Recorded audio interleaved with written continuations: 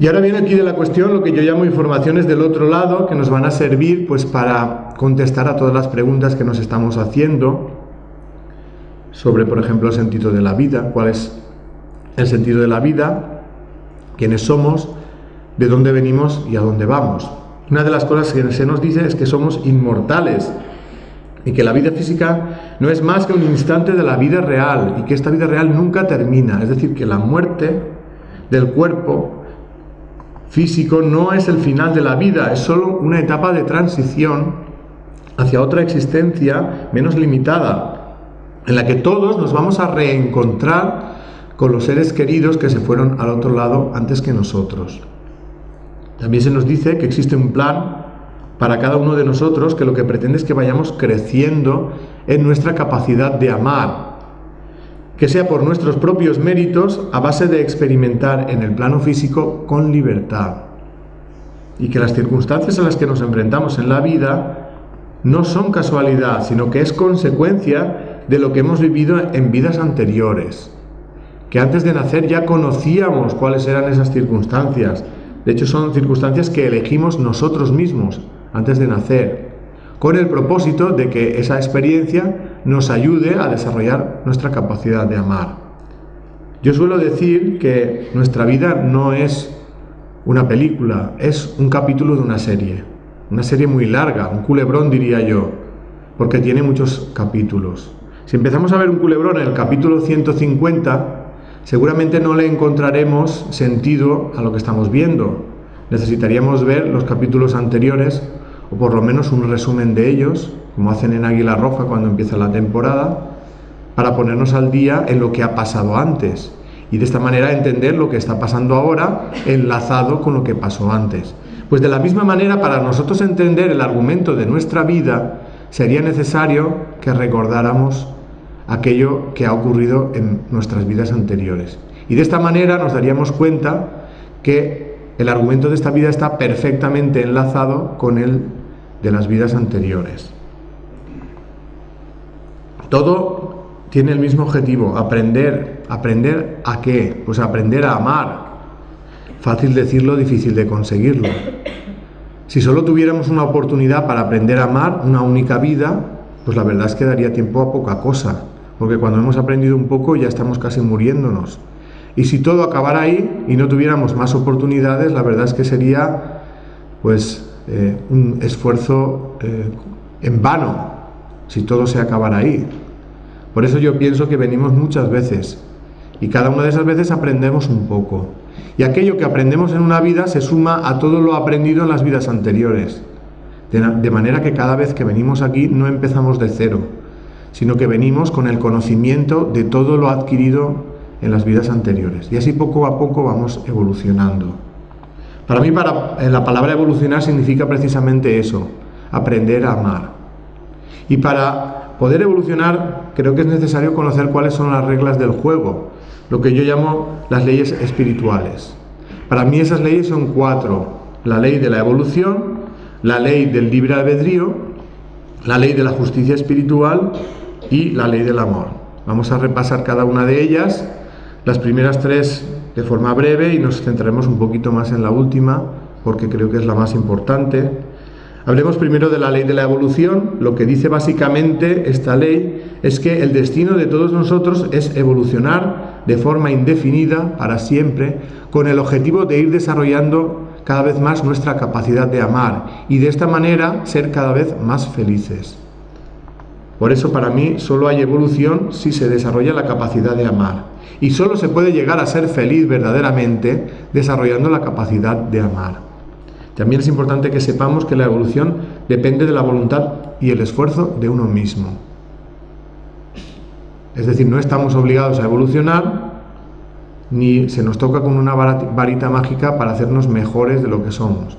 Lo que somos es algo que nosotros nos hemos currado en el curso de innumerables vidas. Y porque hemos querido, no porque nadie nos haya obligado. Desde el punto de vista de la ley de la evolución, en realidad todos partimos del mismo punto. Somos creados iguales, como un principio espiritual primario, como una chispa, como una semilla espiritual, que es ignorante de todo, pero tiene la potencialidad de aprenderlo todo.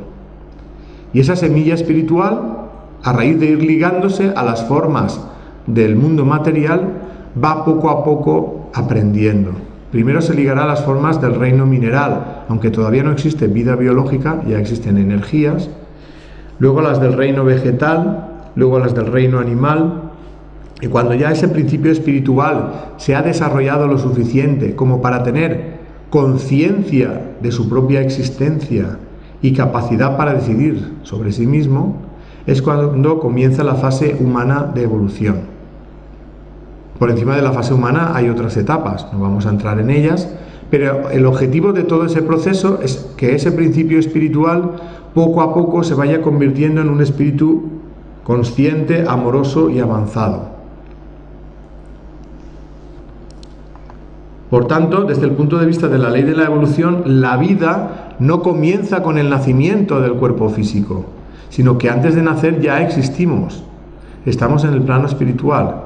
Lo que ocurre cuando nacemos es que un espíritu se liga a ese bebé en gestación para vivir la experiencia de una vida física, que puede ser más o menos larga, dependiendo de lo que se haya proyectado antes de nacer, y cuando ese cuerpo se estropea, el espíritu lo abandona y continúa su vida en el plano espiritual, donde una de las primeras cosas que hará es repasar todo aquello que ha hecho en la vida física para aprender de ese repaso, para reconocer los errores y disfrutar de los aciertos.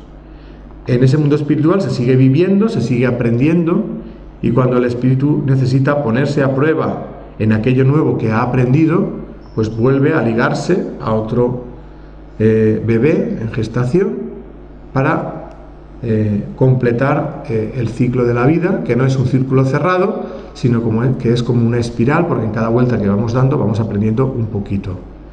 De manera que en realidad nuestra vida es infinita, somos inmortales. Eso no quiere decir que el ciclo de encarnaciones sea infinito, porque llega un momento en que el espíritu ya no necesita encarnar más para continuar su proceso evolutivo. Sigue aprendiendo en otros planos más sutiles. Pero a todos los que estamos en este mundo todavía nos queda mucho tiempo para llegar a ese punto.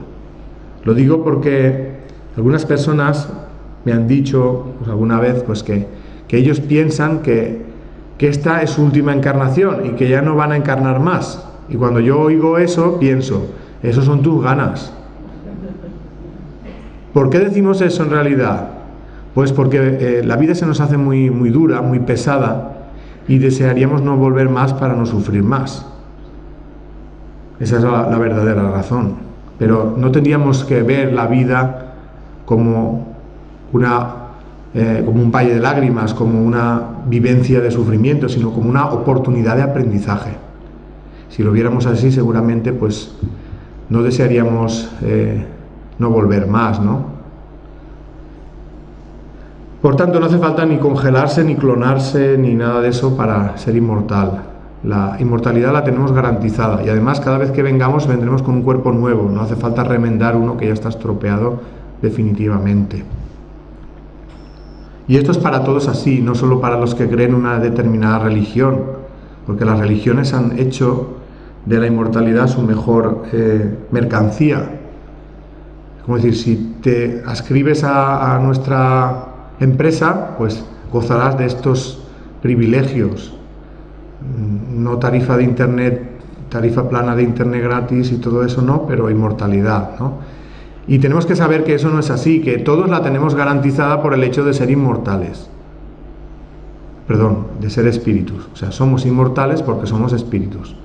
Y todos lo somos, no solo los que creen una determinada creencia. Hablemos ahora de la ley del libre albedrío. Aunque antes de eso, querría hacer una pequeña reflexión sobre la ley de la evolución. Sabéis que al principio hemos hablado un poco de lo injusto que era, pues que por el hecho de nacer en un lugar u otro del mundo, pues que tu vida fuera una vida de sufrimiento, una vida con mayores posibilidades de ser feliz. Desde este punto de vista, entenderemos que realmente ya no es tan injusto, porque ese no es el principio de la vida. antes de nacer ya existimos. Y antes de nacer, dependiendo de lo que haya pasado en las vidas anteriores, decidimos dónde nacemos y en qué circunstancias. Y esas circunstancias están relacionadas con aquello que hemos vivido en otras vidas. Eso lo veremos un poquito más adelante.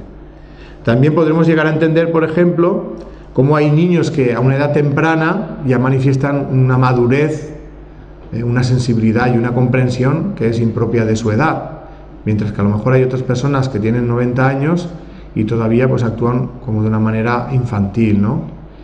Esto es un reflejo en realidad de la edad del espíritu. A lo mejor ese niño maduro, aunque físicamente esté en los primeros años de la vida, a lo mejor ahí ha encarnado un espíritu viejo, que ya ha aprendido mucho en otras vidas, de manera que aquello que ha aprendido ya lo manifiesta a una edad temprana. Mientras que a lo mejor el segundo caso, aunque a lo mejor el cuerpo es un cuerpo ya anciano, ahí está encarnado un espíritu joven, que no ha vivido muchas vidas, por lo tanto todavía no ha madurado interiormente, y aunque ha vivido mucho en esta vida, pues le falta esa madurez de la experiencia de otras vidas. Hablemos un poco ahora de la ley del libre albedrío.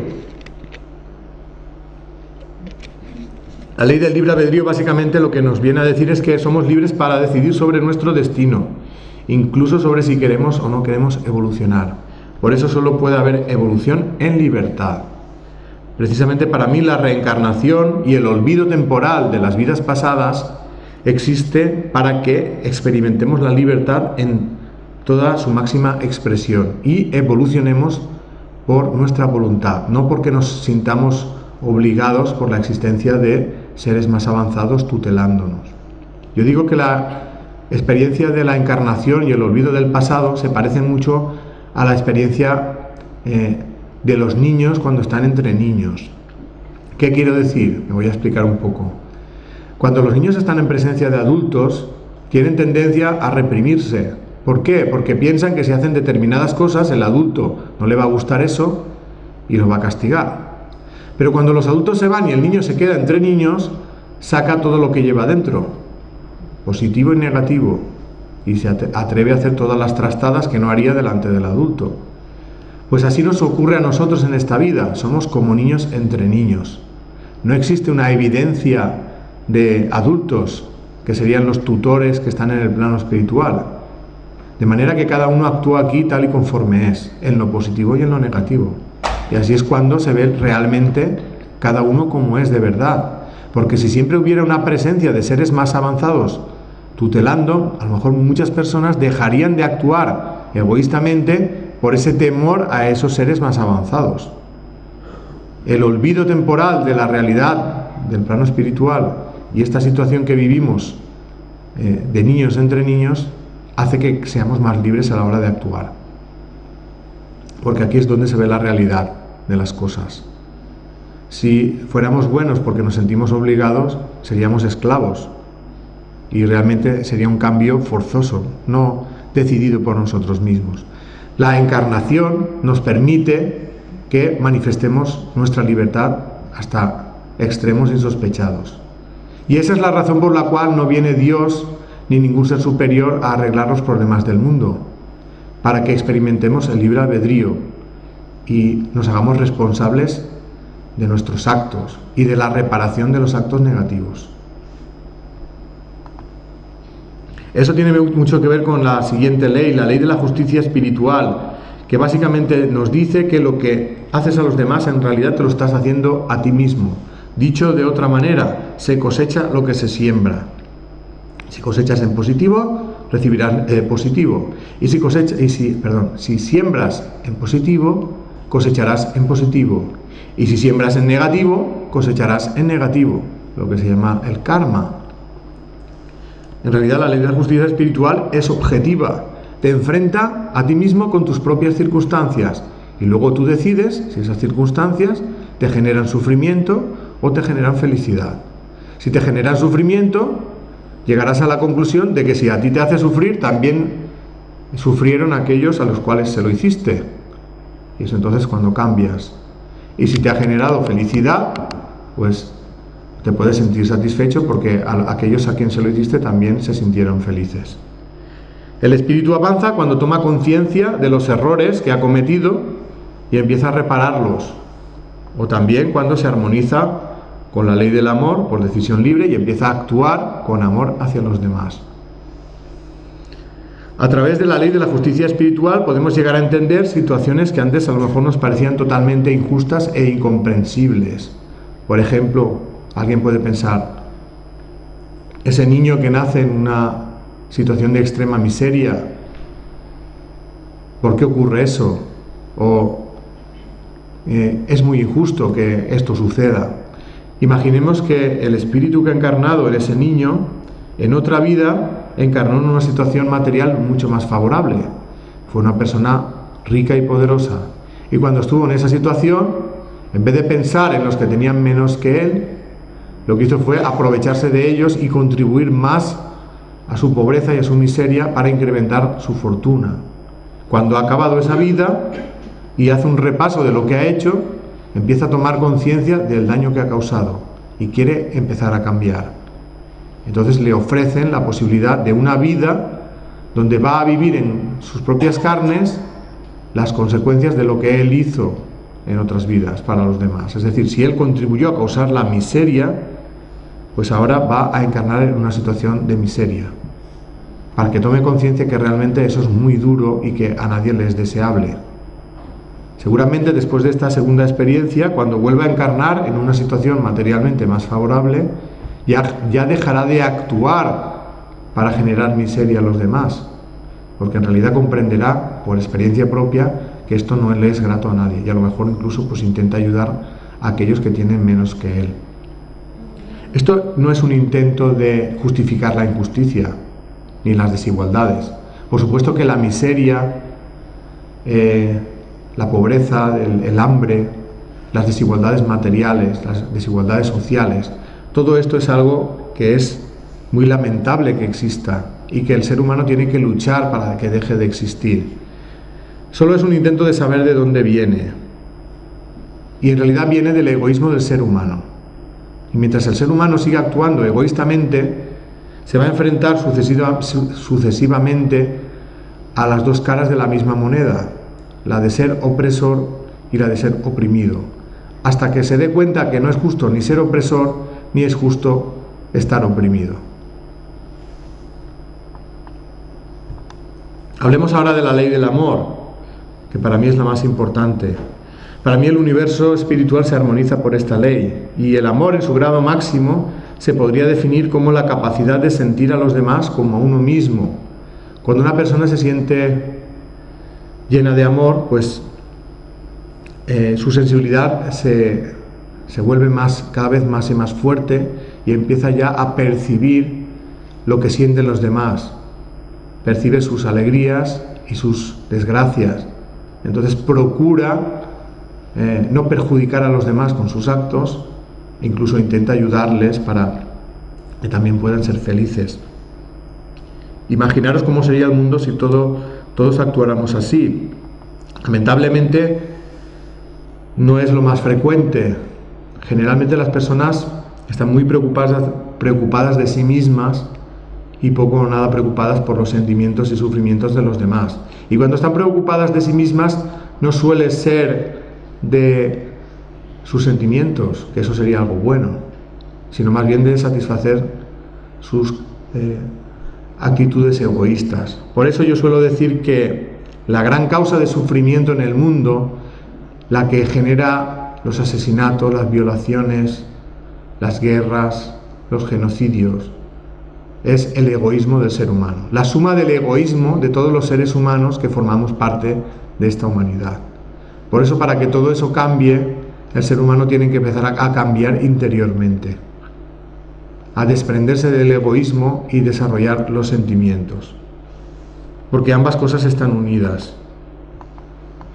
Es decir, que es tan importante desarrollar los sentimientos de amor como ir eliminando el egoísmo en todas sus formas de manifestación.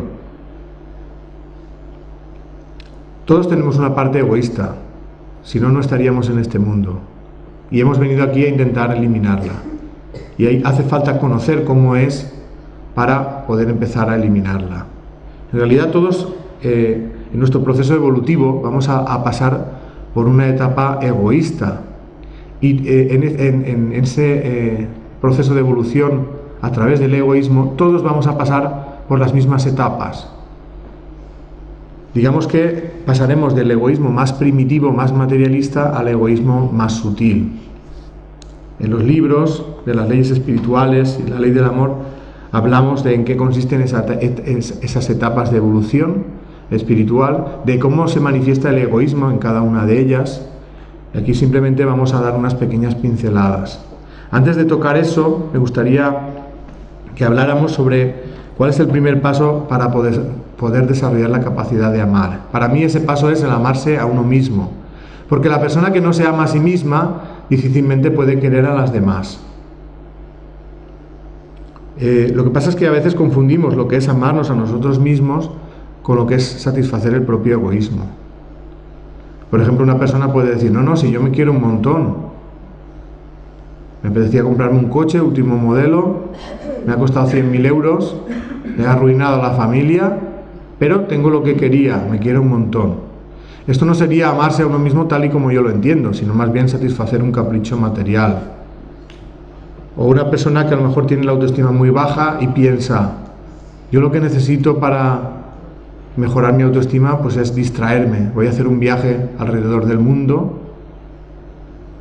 y resulta que hace el viaje, se gasta también un montón de dinero, y cuando vuelve las cosas siguen estando igual que estaban, y sigue sufriendo igual que sufría antes, porque no ha resuelto los problemas, solo ha intentado escapar de ellos. Para mí, cuando hablo de amarnos a nosotros mismos, me refiero a reconocer cuáles son nuestras necesidades afectivas, reconocer cuáles son nuestros sentimientos y pasar a desarrollarlos para que sean el motor de nuestra vida. Y para poder hacer eso es necesario que nos conozcamos interiormente. Conocernos interiormente significa saber distinguir lo que sentimos de lo que pensamos, porque dentro de lo que pensamos está la influencia de toda la educación que hemos recibido. Y si es una educación represiva con los sentimientos, podemos estar actuando por lo que pensamos en contra de lo que sentimos, y esto nos puede hacer pues sufrir. Un ejemplo para que se entienda mejor: imaginaros el caso de una mujer que lleva unos años en una relación de pareja, se casó cuando era joven, pero se ha dado cuenta de que no es feliz porque no está enamorada de su pareja. Si realmente se quisiera a sí misma, reconocería que no está enamorada, y el siguiente paso sería decirle a la pareja, oye, que yo no estoy enamorada, y como no estoy enamorada ni soy feliz, ni te puedo hacer feliz a ti, vamos a dejar la relación. Pero imaginemos que esa mujer fue educada en la educación tradicional que le decía que el matrimonio es para toda la vida y que romperlo pues es un pecado, aunque eso no es lo que más nos afecta. Lo que nos afecta es el qué dirán. ¿Qué van a pensar los demás si diéramos ese paso? Empezando por la pareja, ¿lo va a encajar o va a tomar represalias? O la familia, ¿lo va a encajar o va a tomar represalias? ¿Qué va a pasar con los hijos, en el caso de que hubiera hijos en la relación? ¿Qué va a pasar con la hipoteca? Menudo marrón si entre los dos no la podíamos pagar. Pues imaginemos que esa mujer, por alguna de esas cosas o por una suma de todas ellas, decide continuar esa relación. Pues esa es una mujer que no se ama a sí misma, porque actúa por lo que piensa en contra de lo que siente, y a consecuencia de eso sufre. Y si actúa en contra de lo que siente es porque está condicionada por una educación que es represiva con su libertad de sentimiento. Por eso considero que la educación represiva es una gran causa de anulación de los sentimientos. Pero no solo la educación represiva, también el egoísmo es una gran causa de anulación de los sentimientos de amor. Por eso hacemos tanto énfasis en el hecho de ir desprendiéndonos del egoísmo. Antes he comentado que en ese proceso de eliminación del egoísmo hay diferentes etapas. En el libro hablamos de cada una de esas etapas, las llamamos vanidad, orgullo y soberbia, y en cada una de ellas se manifiesta el egoísmo de una manera concreta. Yo la vanidad la suelo, por poner un ejemplo, la vanidad la suelo identificar con la adolescencia espiritual, cuando la persona es todavía muy inmadura y lo que más le tira es el afán de protagonismo. Esto es algo propio también de la adolescencia. En la adolescencia parece que lo más importante es ser protagonista, llamar la atención, y eso también se refleja en la etapa de la vanidad. Cuando la persona supera ese afán de protagonismo y empieza ya a valorar más los sentimientos, es cuando entra en la etapa del orgullo. Yo la identifico con la etapa adulta. Pero en el orgullo también el egoísmo se manifiesta de diferentes maneras. Por ejemplo, las personas orgullosas tienen tendencia al aislamiento y a la represión, sobre todo cuando se sienten heridas en sus sentimientos. Por eso la persona orgullosa en esta etapa tiene que luchar para dejar de aislarse de las relaciones humanas. Y tiene que aprender a ser él mismo. Y la etapa de la soberbia lo identifico con la ancianidad porque representa una etapa de más sabiduría. Lo que queda en esta etapa por resolver es la falta de humildad. Creo que la humildad es la virtud más difícil de alcanzar. En todas esas etapas hay falta de humildad, pero en la etapa de la soberbia es una de las pocas cosas que falta todavía por pulir. Por eso el objetivo de esta etapa es ser más humilde. Dentro de ese proceso de evolución, como digo, se manifiestan diferentes actitudes egoístas. En el libro hablamos de cada una de ellas. Hablamos del apego y hablamos del miedo, que son dos manifestaciones que generan mucho sufrimiento. Por eso quiero hablar un poquito más de esas actitudes y hablar un poquito más de las etapas, sobre todo de la vanidad y del orgullo. Como he dicho antes, la vanidad es, digamos, la primera etapa a la que se va a enfrentar el espíritu en su proceso evolutivo. Aquí se manifiesta el egoísmo, digamos, en su manifestación más materialista. Lo que caracteriza la etapa de la vanidad es el afán de protagonismo. Es decir, la persona en esta etapa quiere ser el centro de atención, que los demás se fijen en ella. Como todavía no conoce bien lo que es el amor, no distingue bien entre amor verdadero y complacencia. Es decir, que necesita y desea más que ama. Y eso se manifiesta también en sus relaciones personales. En las relaciones personales se inclina a buscar la fama, la admiración, la alabanza, el ser complacidos y satisfechos en sus deseos más que en ser queridos y en querer. Si os fijáis un poco, lo que se nos transmite a través de los medios de comunicación es que la felicidad se alcanza si consigues satisfacer tu vanidad. Por eso hay como las propias series de televisión reflejan ese mensaje, ¿no? Para ser feliz tienes que ser famoso. Las series juveniles, el argumento de casi todas es de adolescentes que quieren ser famosos, por ser actores, por ser cantantes, por ser modelos. Y mucha gente cae en esa trampa de creer que si llegan a ser famosos van a ser felices, o si consiguen ser ricos, tener éxito, van a ser felices. Y ese es el gran problema, que a veces pasamos toda una vida buscando todo eso para ser felices, y a lo mejor algunas personas lo consiguen y se dan cuenta que en realidad la felicidad no se consigue a través de esa satisfacción de esos deseos, sino que lo que genera es un gran vacío. No tenéis más que observar, pues, algunos casos que se han dado, ¿no?, de personas que aparentemente lo tenían todo, pero que se han suicidado porque eran desgraciadas. Y ahora recuerdo el caso de este actor que hace poco que se suicidó, Robin Williams, una persona que dice, joder, pues si es famoso, tiene éxito, tiene dinero, ¿por qué se ha suicidado? A lo mejor le faltaba lo único que hace falta para ser feliz, que son los sentimientos. O el caso de Whitney Houston, por ejemplo, también. Una mujer guapa, canta muy bien, con fama, con dinero. Y dices, hostia, pero ¿qué le pasa? Todo el mundo deseando ser como ella, y ella que lo tiene se suicida porque es desgraciada. Pues a lo mejor es que le faltaba lo único necesario para ser felices, que es el amor. Por eso creo que deberíamos empezar a cambiar y a valorar más el amor. Creo que en esta etapa de la vanidad, como digo, uno de los grandes problemas es que se necesita y se desea más que ama. Y se tiene un concepto del amor equivocado. Para mí el verdadero amor ha de ser incondicional, es decir, que el que ama verdaderamente no espera nada a cambio de lo que hace. Y el que actúa por interés no está amando verdaderamente.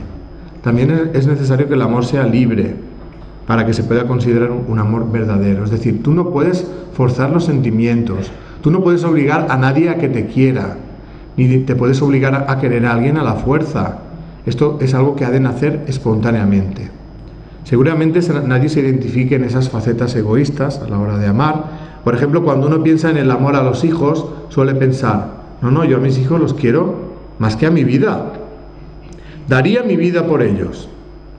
Pero con todo lo que hago por ellos, y mira cómo me lo pagan, más de una lo habrá dicho. A partir de hoy ya no, porque se va a acordar de lo que voy a decir ahora. O por lo menos delante de mí nos lo dirá. Y es que cuando estamos diciendo eso, estamos reconociendo que realmente lo que hacemos por nuestros hijos no es incondicional. Sí que esperamos algo a cambio. ¿Y qué es lo que esperamos? Que nuestros hijos hagan lo que nosotros queremos. Por lo tanto, ya no estamos respetando su libertad. Es decir, en esa forma de actuar ya hay una parte egoísta. Y esto es lo que llamamos en el libro el apego. El apego, en pocas palabras, es lo que llamamos normalmente el amor posesivo. Es la forma de querer de las personas que creen que por querer a alguien esto le da derecho a decidir por esa persona. Y por eso tienen tendencia a vulnerar la libertad y la voluntad de los demás. Incluso llegan a retener a su lado a esas personas en contra de su voluntad. Estamos cansados de ver en la televisión casos de violencia de género que acaban con el asesinato de la mujer a manos del exmarido o expareja, porque éste, ante la imposibilidad de retenerla, la acaba asesinando. Y esa persona que comete el asesinato se quiere autoconvencer de que lo ha hecho por amor, porque no podía vivir sin ella. Pero a eso no le podemos llamar amor, eso es el apego. La persona que ama verdaderamente respeta la libertad del ser amado y procura su felicidad. No es el gran causante de su sufrimiento, como ocurre en estos casos. Por eso, si alguna vez se da el caso que en vuestra vida os ocurre eso, que por el motivo que sea vuestra pareja os deja, jamás la perseguiréis para obligarla a continuar. Porque ¿de qué serviría eso? A lo mejor la puedes tener a tu lado, pero no la puedes obligar a que te ame. Por lo tanto, lo único que vas a conseguir es ser desgraciado tú y hacer desgraciada a esa persona. Lo justo, lo honesto es que si realmente la quieres, respetes su decisión, dejes que viva su vida y tú intentarás rehacer la tuya. Es normal sentir tristeza cuando te dejan, pero eso no nos da derecho o nos justifica para perseguir a la otra persona para hacerle la vida imposible. Pues eso es el apego, el amor posesivo. En la etapa de la vanidad, el apego suele ser predominante, es decir, la persona, su amor está impregnado de apego. Por eso tenemos que empezar a reconocer esto y a ir eliminándolo, porque es la única manera de ser felices nosotros y poder ayudar a ser felices a los demás. Algunos ejemplos de cómo se vulnera la libertad de otra persona por culpa del apego. Hay apego en la madre que retiene a los hijos a su lado cuando son mayores y se quieren independizar, o hay apego en el marido que considera a la mujer de su propiedad e intenta anular su voluntad y libertad para satisfacer sus deseos. Que ni dice marido a la mujer, dice mujer al marido. En realidad, en cualquier relación de pareja, haya vínculo de matrimonio de por medio o no lo haya, cuando uno de los dos se cree con derecho de vulnerar la libertad del otro, ya está actuando con apego. Y si eso no lo reconoce y lo cambia, lo que hace es sufrir y hacer sufrir. Por eso, para poder superar la etapa de la vanidad, es necesario tomar conciencia de que el apego no es el amor. Y que para ser feliz no es tan importante conseguir lo que uno desea materialmente, sino despertar los propios sentimientos incondicionales. Eso no quiere decir que haya de malo en desear que nos amen. Por supuesto, todos necesitamos ser amados para ser felices, pero lo que no podemos es exigir que nos amen determinadas personas. Esto es algo que ha de nacer espontáneamente. Además, tampoco nos serviría para ser felices. Hay personas que son amadas, por ejemplo, en la relación de pareja, pero son desgraciadas. ¿Por qué? Porque ellas no están enamoradas. Y eso es un reflejo de que realmente la felicidad no viene de que te quieran, sino que viene de despertar tus propios sentimientos. Por eso debemos de dejar de buscar desesperadamente y exigir que los demás nos quieran. Tenemos que empezar ya a despertar nuestra propia capacidad de amar, porque será la única manera de ser felices. Hay personas que ya han dado ese paso y entonces eso automáticamente hace que pasen a la etapa del orgullo. ¿Qué les puede ocurrir? Pues que ellos han dado el paso pero los demás no. De manera que uno empieza a brindarse generosamente hacia los demás, pero hay otras personas que se aprovechan de esa buena voluntad. Entonces uno puede llegar el momento en que se dé cuenta y sufra un desengaño. Creyendo que le querían, se siente que le están utilizando. Y cuando eso ocurre, pues la persona, al sentirse herida, pues decide que la mejor manera de que le dejen de seguir haciendo daño es romper las relaciones, es decir, aislarse de las relaciones humanas, porque las considera una causa de sufrimiento. Y eso es lo que le pasa al orgulloso. Sufre de aislamiento emocional. El principal problema del orgulloso es la dificultad en encajar la ingratitud, el egoísmo y la falta de amor de los demás hacia él mismo, sobre todo si ha establecido algún tipo de vínculo afectivo con los demás. En la etapa del orgullo se puede desarrollar el aislamiento y, asociado al aislamiento, la represión, el miedo y la tristeza. El aislamiento, ya hemos comentado que lo toma como una barrera o como una actitud de defensa frente a las heridas en los sentimientos. Es decir, cuando se siente herido en sus sentimientos, reacciona encerrándose en sí mismo y aislándose de las relaciones humanas, porque cree que de esta manera va a evitar que le vuelvan a hacer daño. A ese aislamiento se le une la represión. ¿Por qué se reprimen? Porque creen que es la manera de evitar también que les hagan daño. Creen que si se manifiestan tal y conforme son, les van a hacer más daño, o los demás pueden encontrar debilidades a través de las cuales hacer daño.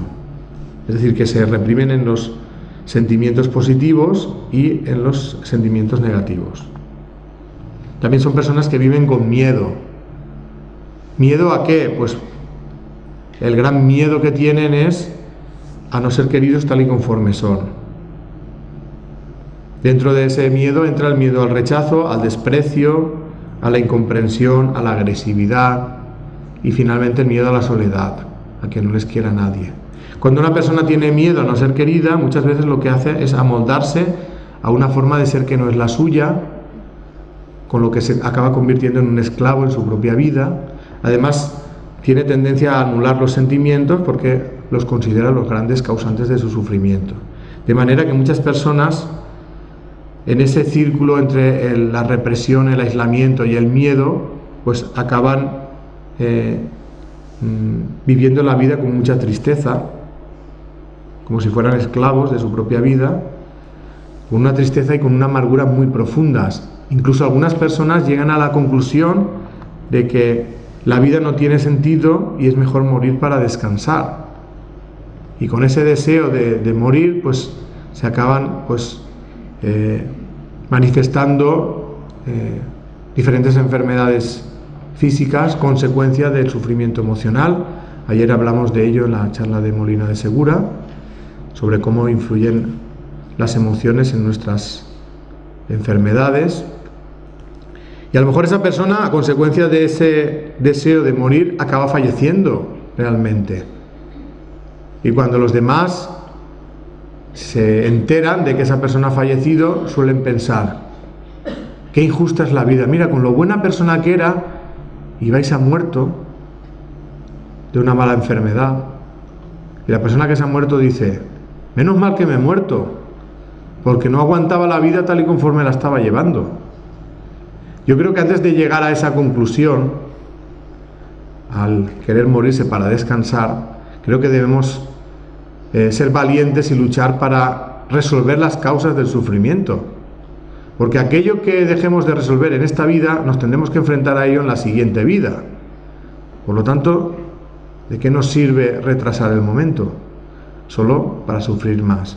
Por eso creo que cualquier momento es bueno para empezar a cambiar, aunque sea el último año de tu vida. ¿Cómo se puede superar el miedo, por ejemplo? Pues primero, siendo consciente de que se tiene miedo, admitir que se tiene miedo. Y luego, enfrentarse a las situaciones que nos generan miedo con valor.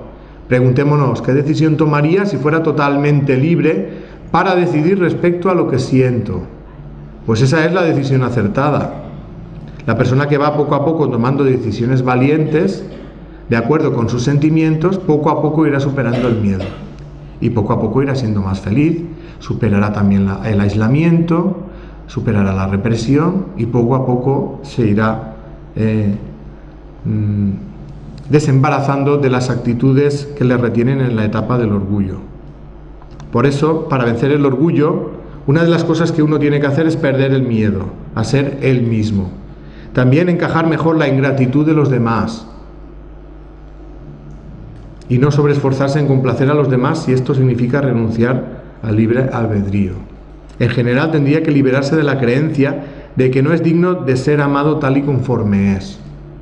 Eso muchas veces es lo que le pasa a la persona en la etapa del orgullo. Cree que nadie les va a querer tal y conforme son. Y creen que tienen que cambiar y amoldarse a la forma de ser que los demás les exigen. ¿Por qué digo esto del encajar mejor la ingratitud? Porque no podemos esperar de los demás lo mismo que nosotros daríamos. Cada uno es como es. Algunos nos amarán, otros no. No podemos exigirles el amor. Cada uno está en un nivel evolutivo y no está en nuestra mano el decidir por ellos qué es lo que quieren hacer con su propia vida. Por lo tanto, lo justo es amarles y dejarles la libertad de que ellos correspondan o no a esos sentimientos. Pero sí que es cierto que se puede hacer algo para evitar que eso nos haga daño, que es no sobreesforzarnos en complacer a los demás si esto significa renunciar a nuestra libertad. Aquello que realmente no sientas hacer por alguien, no lo hagas. Porque si lo estás haciendo esperando una recompensa a cambio y esta no llega, cuando no llegue te vas a enfadar con él y le tirarás la culpa de tu problema. Es cuando decimos eso de, con todo lo que yo he hecho por ti, mira cómo me lo pagas. Lo que pasa con los hijos a veces.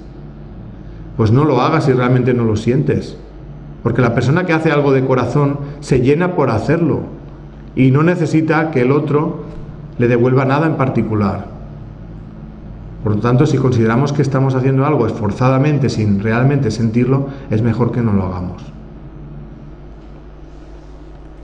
La persona, como digo, que va venciendo el orgullo es la que entrará en la etapa de la soberbia. Y el paso que le queda dar, como he dicho, es superar la falta de humildad. No vamos a entrar ya más en eso. Ya vamos a ir acabando la charla. Deciros que todo esto que hemos hablado está más desarrollado en los libros Las leyes espirituales y la ley del amor, que ambos libros los podéis descargar gratuitamente por internet en ese blog que tenéis ahí, lasleyesespirituales.blogspot.com, que no hace falta que lo apuntéis, porque si ponéis en Google las leyes espirituales, la primera entrada que vais a ver es la del blog. De todas maneras, hemos traído libros en formato papel. Allí a la salida de la sala los podéis conseguir. Los libros valen 2 euros, cada libro 2 euros, y ese precio es el que cubre los gastos de la imprenta, es decir, que no hay ánimo de lucro, porque creo que ese mensaje es un mensaje de todos y nadie tiene derecho a lucrarse con él. Y ya para ir acabando la charla y como resumen de toda ella, deciros que para mí la evolución espiritual gira en torno a 2 conceptos. Por un lado está el desarrollo de los sentimientos de amor y por otro está la eliminación del egoísmo. En realidad ambos van unidos. No se puede hacer el uno sin el otro, porque la persona que no renuncia al egoísmo no puede desarrollar la capacidad de amar. Ni más ni menos. Pero no pensemos que es algo fácil.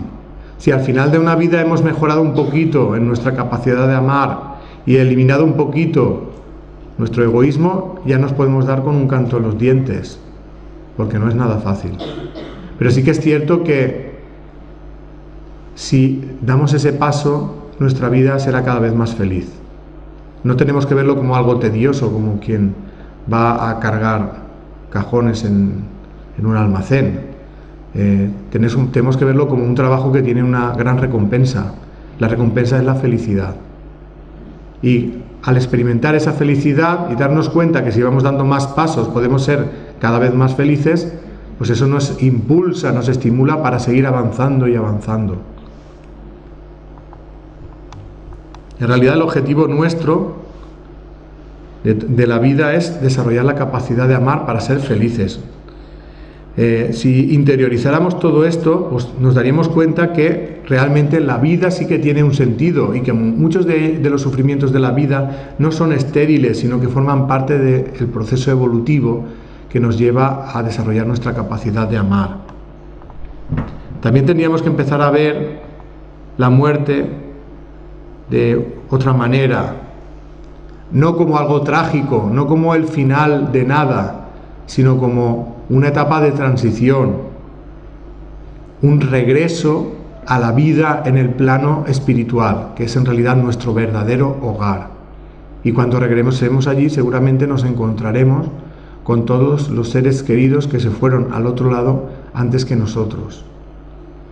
Fijaros cómo cambiaría la percepción de la muerte si pasáramos de pensar que esos seres queridos han dejado de existir a pensar que están en otro plano, que en ese plano son más felices que en este y que en algún momento vamos a volver a estar con ellos, pues seguramente esa tristeza se atenuaría. Lógicamente les seguiremos echando de menos, como echamos de menos a alguien querido que se ha ido a trabajar a otro país y no podemos convivir con él.